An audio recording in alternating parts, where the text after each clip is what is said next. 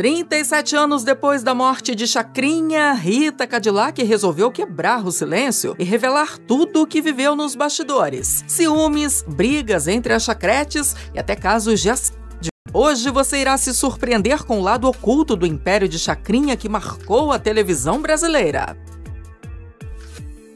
No fim dos anos 70 e início dos 80, poucas figuras tinham tanta força na televisão brasileira quanto Abelardo Barbosa, o irreverente Chacrinha. Seu programa, fosse a Discoteca do Chacrinha, o Cassino do Chacrinha ou a icônica Buzina do Chacrinha, sempre foi mais do que um simples show de auditório. Era um fenômeno cultural. Com suas roupas extravagantes, cartola colorida, buzina em punho e frases de efeito que se tornaram bordões, ele transformava o palco em uma mistura de caos organizado e carnaval permanente. Inclusive, nessa época, aparecer no programa do Chacrinha significava entrar diretamente no imaginário popular. No palco do artista, cantores consagrados dividiam espaço com novatos em busca de fama, todos dispostos a enfrentar a temida buzina, que em segundos poderia encerrar uma apresentação.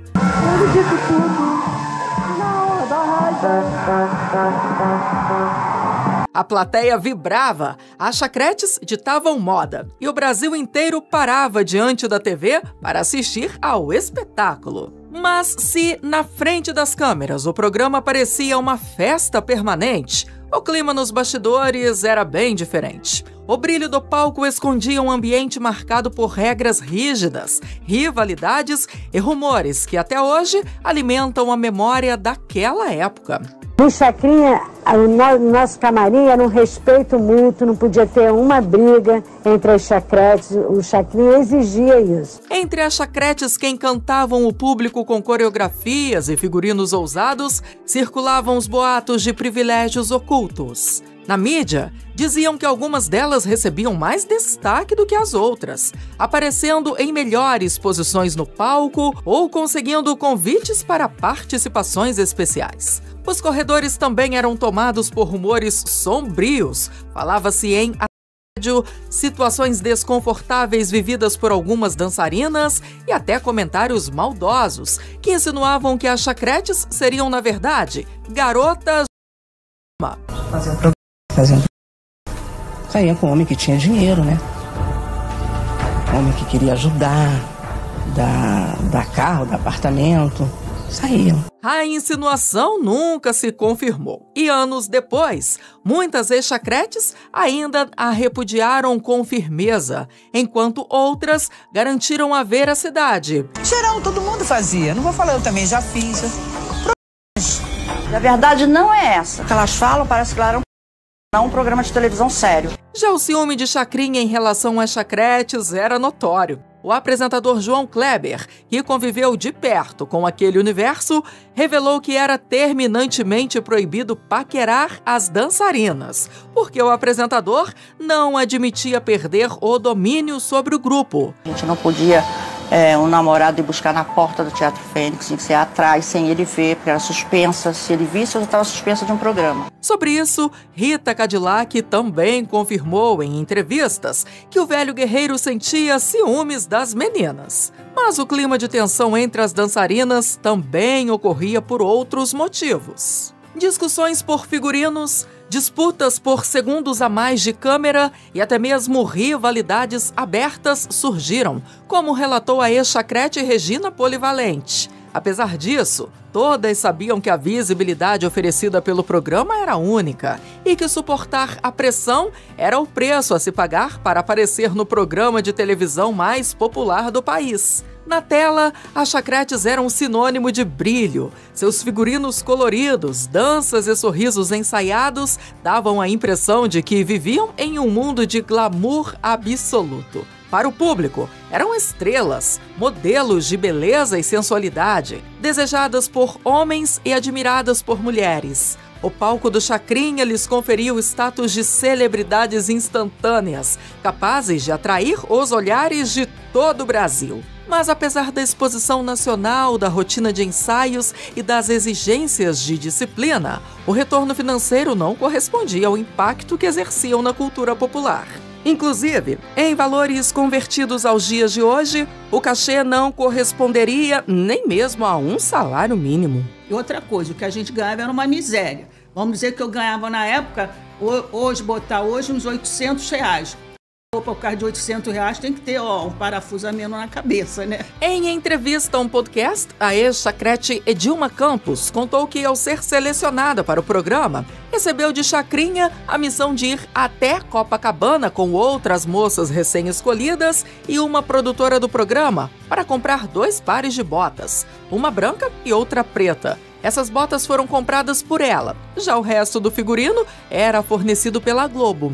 Segundo Edilma, a ajuda de custo que recebia de Chacrinha era para comprar meias finas a cada semana, porque ele achava que as pernas das dançarinas ficavam mais bonitas quando usavam as meias. A disciplina a qual as chacretes eram submetidas em algumas ocasiões também se estendia à vida pessoal. Rita Cadillac contou certa vez um episódio que ilustra bem esse limite tênue entre trabalho e intimidade. Durante uma viagem para uma apresentação em Porto Alegre, ela estava hospedada em um hotel com as demais dançarinas. Então, seu filho, Carlos César, de apenas 8 anos, quis subir ao quarto da mãe. Mesmo se tratando de uma criança, o pedido foi negado pela produção. Segundo Rita, a produção se preocupava que qualquer situação ou descuido poderia levar as pessoas a inventarem histórias. Mas a própria Rita nem sempre seguiu as regras impostas pelos bastidores do programa de Chacrinha. A trajetória de uma das principais chacretes foi marcada por gestos de rebeldia que desafiavam a rígida hierarquia estabelecida. Um dos episódios mais comentados foi sua participação no filme Asa Branca, um sonho brasileiro de 1981, sem a devida autorização de Chacrinha e seu filho, Leleco. O envolvimento no longa foi visto como um ato de insubordinação, mas Cadillac assumiu a situação, dizendo que fez sem permissão porque era assim que ela funcionava. Quando disseram que eu não podia, já estava tudo feito. Depois de tanta teoria, que tal um pouco de praxis? Claro, esse não foi o único ponto de atrito. Rita Cadillac manteve relacionamentos com pessoas da TV, mesmo isso indo contra as regras. Inclusive, ela manteve um relacionamento com diretores do próprio programa, mas isso não fazia com que ela tivesse mais espaço. Na verdade, Rita se relacionou com diversos famosos. O ápice foi o affair que teve com Pelé em pleno auge do rei do futebol. Segundo a artista, esse breve envolvimento foi antes de ela ser famosa. Os dois se envolveram em Porto Rico, no Caribe. Outro relacionamento marcante foi com o apresentador Wagner Montes. Na época, os dois eram apenas amigos e tinham uma convivência por morarem próximos em Copacabana. Ela disse que nunca tinha vivido nada com ele, até que um dia pintou um clima. Na ocasião, os dois estavam fazendo um show na mesma cidade e Montes se declarou a ela, se ajoelhando e a pedindo em namoro. Rita disse que aceitou e que ainda tinha uma enorme admiração por ele, que era uma pessoa incrível e de coração muito grande. Por outro lado,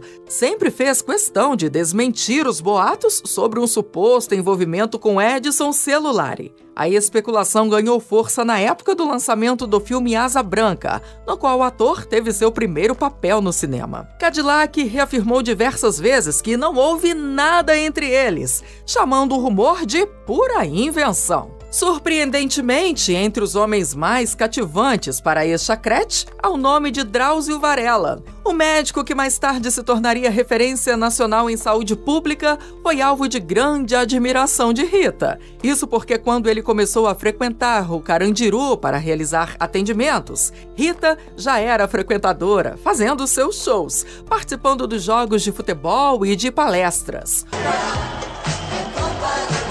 O próprio Drauzio reconhece em seu livro Estação Carandiru, que inspirou o filme homônimo, que a cantora foi muito importante nas campanhas de conscientização sobre a AIDS. Com admiração, Rita fala que, na visão do Dr. Drauzio, ela era a cara do Carandiru. A artista também faz elogios ao diretor Hector Babenco, que dirigiu o filme. Décadas depois do auge do programa, as lembranças sobre os bastidores de Chacrinha começaram a ganhar tons contraditórios. Em uma entrevista polêmica, a cantora Perla Paraguaia afirmou ter presenciado e até vivido situações de assédio durante suas participações. Em suas palavras, Chacrinha teria sido atrevido e chegou a passar a mão nela, além de fazer isso com suas assistentes de palco. O que te vem na cabeça quando a gente fala Chacrinha? Atrevido, que gostava de passar na pessoa, na artista. É como se fosse assim, olha, eu sou o dono do programa e você vai ter que calar a boca, eu tô passando e não conta pra ninguém. A revelação caiu como uma bomba, alimentando a imagem de que por trás do espetáculo alegre e caótico havia um ambiente mais sombrio do que o público poderia imaginar. O relato de Perla não surgiu isolado. Ela dialogava com rumores antigos que falavam sobre a vulnerabilidade das mulheres nos bastidores da televisão daquela época, quando os limites entre o profissional e o pessoal eram frequentemente ignorados. A denúncia levantou um debate sobre a reputação de Chacrinha e sobre a forma como o poder dos apresentadores se estendia muito além das câmeras. Assim que a declaração foi recebendo mais holofotes, Rita Cadillac saiu em defesa do velho guerreiro. Em entrevistas, ela foi categórica. Em 10 anos de convivência, nunca presenciou nenhum ato de desrespeito. Pelo contrário, dizia tratá-lo como um pai, alguém que a aconselhava e protegia.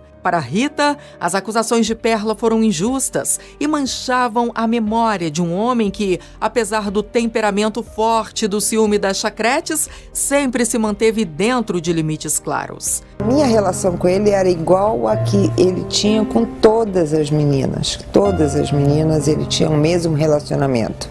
De pai, de amigo, de professor, de patrão. Mas se o brilho das jovens iluminava a televisão, fora do palco, muitas enfrentavam histórias de dor, esquecimento e solidão. O contraste entre a glória momentânea e a vida fora dos holofotes revela um retrato duro da fama passageira. Alguns casos são especialmente emblemáticos. Kátia Regina, que estreou ainda adolescente em 1969, teve a trajetória interrompida por um câncer agressivo, que a levou ainda aos 19 anos, enquanto participava do programa. Lucinha Pache, lembrada pelo bom humor, mesmo diante da diabetes que lhe tirou parte da visão, morreu aos 59 anos após o infarto. Jassandra Matera, que marcou os anos 60 e 70, faleceu em 2018, também vítima de problemas cardíacos. Mas casos de doenças devastadoras também marcaram outras chacretes. Fernanda Terremoto sucumbiu precocemente,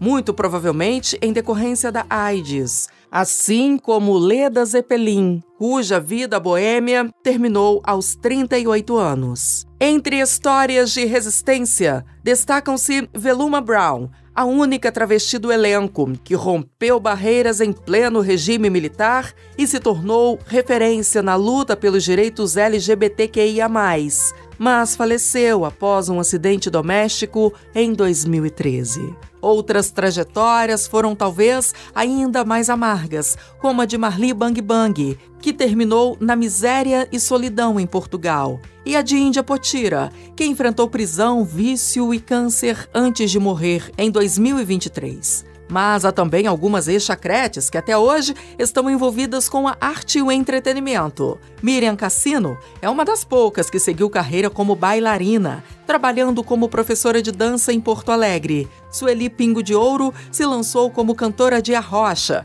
e é conhecida como a rainha da pisadinha. Outras seguiram caminhos mais convencionais, como Gracinha Copacabana, que foi trabalhar em um pet shop, e Fátima Boa Viagem, que sem novas oportunidades na TV, trabalhou como faxineira e cuidadora de animais. Sandra Pérola Negra é mais uma que sente saudades dos tempos de chacrete, bem distantes de sua realidade atual, na qual vende empadinhas no Meier, na zona norte do Rio. Há até mesmo ex-chacretes que deram uma guinada improvável na vida. É o caso de Beth Boné, que se converteu à religião evangélica após ser curada de uma doença. Assim se tornou pastora ao lado do marido. Já Rita Cadillac, décadas após o brilho pleno no palco do Chacrinha, viveu altos e baixos, com momentos de glamour, mas também crises financeiras profundas, especialmente após sua saída do programa, já que sua carreira musical não decolou. Mesmo assim, ela seguiu fazendo shows Brasil afora, além de alcançar notoriedade como madrinha dos detentos, realizando apresentações em presídios. Outro episódio marcante em sua trajetória foi quando ela decidiu fazer shows para garimpeiros em Serra Pelada. Já nos anos 2000, Rita Cadillac se aventurou no cinema, obtendo grande sucesso. Segundo ela, a motivação foi financeira. Realmente eu não gostei de fazer filme. Chorei demais na hora. Eu só tinha um pensamento na minha cabeça, né? Então, encara. Em 2008, ela tentou, sem sucesso, ingressar na política. A artista também participou da 6ª e 9ª edição de A Fazenda da Record. No início da década de 2010, Rita Cadillac foi tema do documentário Rita Cadillac, A Lady do Povo, dirigido por Tony Venturi. Além de sua faceta picante, que se vendeu antes da fama, o filme mostrou um lado pouco conhecido da madrinha dos detentos, com Rita sendo uma avó que faz feijoada aos domingos, fruto de uma realidade difícil, como tantas outras mulheres brasileiras. Em 2020, durante a pandemia da Covid-19 e a paralisação da indústria de entretenimento, Rita enfrentou uma séria crise financeira e precisou até solicitar o auxílio emergencial. Ela disse que foi julgada por solicitar o benefício, mas que tinha direito como qualquer cidadã, já que suas economias estavam acabando e não havia perspectiva de quando os trabalhos artísticos seriam retomados. Eu pedi, foi aceito, graças a Deus, agradeço, porque eu tô sem trabalhar desde março. Recentemente, aos 71 anos, Rita Cadillac chocou mais uma vez ao gravar conteúdos com um rapaz de 19 anos. O que mais te surpreendeu? Deixe a sua opinião nos comentários. Não esqueça de se inscrever, deixar o seu gostei e compartilhar com os amigos. Separei um vídeo para você. Ele está aparecendo aí na sua tela. Te vejo lá!